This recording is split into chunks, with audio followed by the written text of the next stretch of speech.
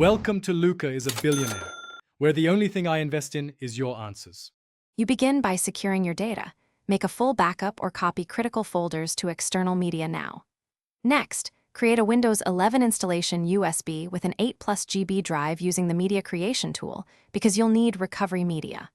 Also, record your product key, local admin accounts, and confirm BIOS or UEFI boot order so you can boot the USB. Once done, shut down and set the PC to boot from USB. This gets you straight into repair options without delay. You'll now use Windows built-in tools. Boot the USB and pick Repair Your Computer right arrow Troubleshoot right arrow Advanced options because that centralizes fixes. First, run Startup Repair to fix boot issues automatically. If that fails, run System Restore to roll back to a known good point.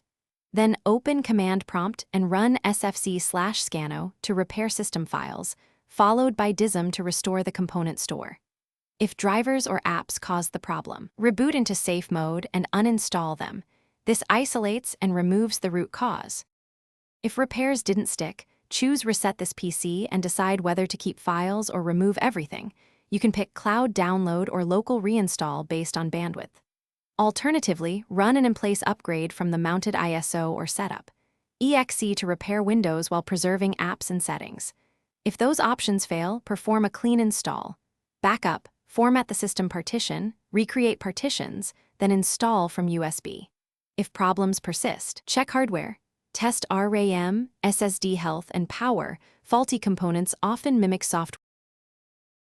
Thanks for watching and please subscribe. It's the best investment you'll ever make.